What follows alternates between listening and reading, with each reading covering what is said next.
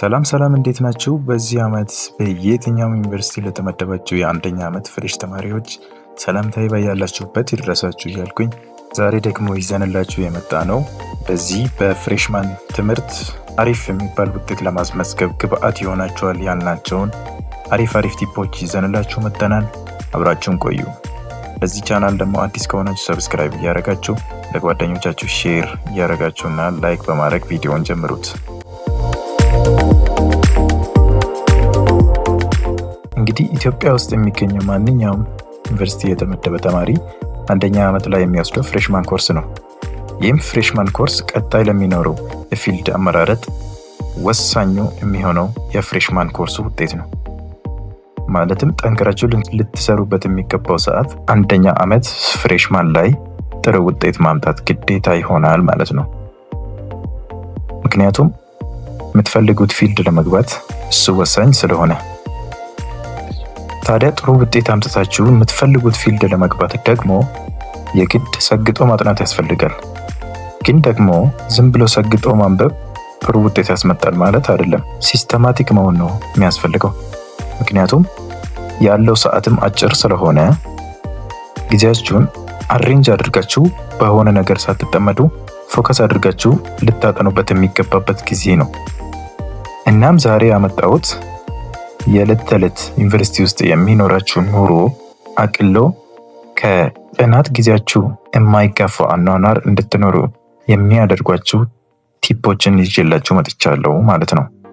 አንደኛ ላይ ያስቀመጥኩላችሁ የአጠናን ዘዴያችሁን መቀየር አለባችሁ። ምክንያቱም የሃይስኩል ትምህርትና ፍሬሽማን ትምህርት አንድ አይደለም። ከጊዜ አንጻር ሲታይ በጣም አጭር ጊዜ ነው ያለው። ትንሽ ወራት ውስጥ ተምራችሁ ቀጥታ ወደ ፊልድ መረጣችሁት ፊልድ የምትገቡበት ስለሆነ ለአጭር ጊዜ የሚሆናችሁ የአጠናን ዘዴ መጠቀም አለባችሁ። በሁለተኛ ደረጃ ላይ ያስቀመጥኩላችሁ የምታጠኑበትን ሪሶርስ መለየት ነው። ዌብሳይት፣ ዩቲዩብ ቪዲዮ ወይም ደግሞ ቴሌግራም ቻናል ሊሆን ይችላል። ማለትም ከነዚህ ውስጥ ስትመርጡ ብዙ ሰው የተጠቀሙበትና አሪፍ ናቸው የሚባሉ ስም ያላቸውን ዌብሳይቶች፣ ዩቲዩብ ቪዲዮ እና ቴሌግራም ቻናሎችን ተቀላቅላችሁ እንድታነቡ እላለሁ። ሶስተኛ ደረጃ ላይ ደግሞ የምታነቡበትን ቦታ መምረጥ። ማለትም ዶርም ሊሆን ይችላል፣ ላብ ሊሆን ይችላል እና ደግሞ ስፔስ ሊሆን ይችላል። ታዲያ እነዚህ ስትመርጡ ቋሚ ሊሆን ይገባል። ምክንያቱም የሙድ መረበሽ ሊፈጥርባችሁ ይችላል። ከቦታ ወደ ቦታ ስትቀያይሩ የአጠናን ሰዓታችሁ ላይ ራሱ ኢፌክት አለው። በአራተኛ ደረጃ ላይ ደግሞ ሊረብሻቸው የሚችሉ ነገሮችን ማስወገድ። ለምሳሌ ሶሻል ሚዲያ ሊሆን ይችላል፣ ቲክቶክ፣ ኢንስታግራም፣ ዩቲዩብ፣ የተለያዩ ሶሻል ሚዲያዎች ሊኖሩ ይችላሉ። እነዚህም በምንጠቀም ጊዜ ብዙ ጊዜ ልናጠፋ ስለምንችል እነሱን መቀነስ፣ ብዙ ሰዓት ስልክ አለማውራት እና ደግሞ ከጓደኞቻችን ጋር የምናሳልፋቸውን ጊዜያቶች በትንሹ መቀነስ ይኖርብናል። አምስተኛ ደረጃ ላይ ደግሞ ለኢንፎርሜሽን ቅርብ መሆን። ይህ ማለት በየጊዜው የሚወጡ የትምህርት ካሪኩለሞችን ማዳመጥ እና ከአስተማሪዎቻችሁ የሚለቀቁላችሁ ቴሌግራም ላይ የክላስ ግሩፕ ላይ የሚለቀቁላቸውን ነገሮች መከታተል። የተለያዩ እነሱ የሚለቁ ፋይሎችንም አሬንጅ አድርጋችሁ ማስቀመጥና በየጊዜው እነሱን ማየት። ምክንያቱም ፈተናዎች ከነሱ ሊያወጡ ስለሚችሉ። ስድስተኛ ደረጃ ላይ ደግሞ አስተማሪዎቻችሁ የሚሰጧቸውን አሳይመንቶች ለራሳችሁ መስራት ሞክሩ። የግሩፕ ስራ ራሱ ቢሆን ለማጥናት በጣም ነው የሚጠቅማቸው አሳይመንት መስራት። አንደኛ ነገር አሳይመንቱ ስትሰሩ እያጠናችሁም ነው። ሌላው ደግሞ አሳይመንቱ ፕሬዘንቴሽን ሊኖረው ይችላል ወይ ደግሞ አስተማሪው ጥያቄ ሊያቀርብ ስለሚችል አሳይመንቱን አብራችሁ እናንተም ተሳትፋችሁ ብትሰሩ የተሻለ ይሆናል። ሰባተኛ ደረጃ ላይ ደግሞ ሁሉንም ኮርስ እኩል ማየት። ማለትም አንደኛው ኮርስ አተልቃችሁ አንደኛውን ኮርስ አሳንሳችሁ አለማየት። ለሁሉም ጊዜ ሰጥታችሁ ማንበብ አለባችሁ።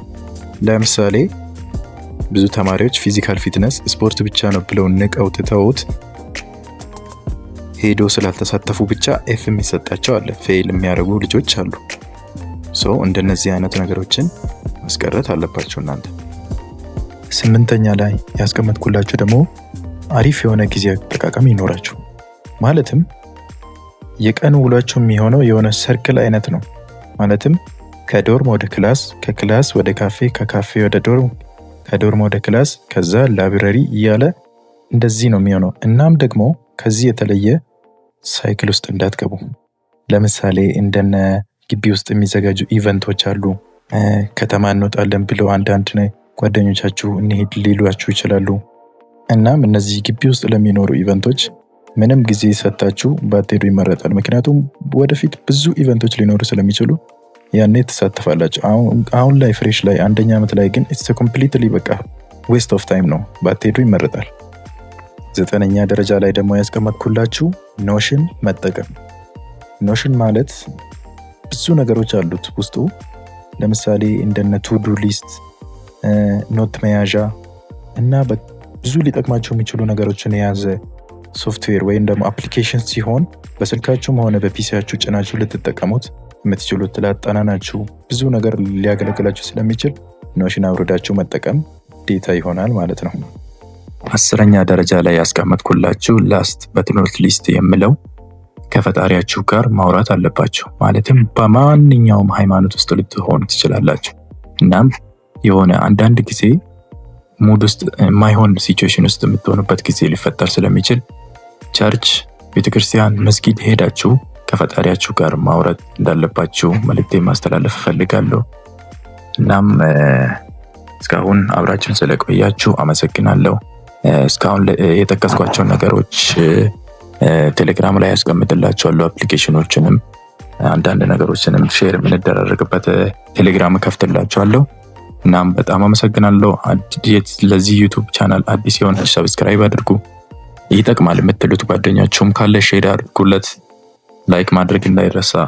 ባይ ባይ።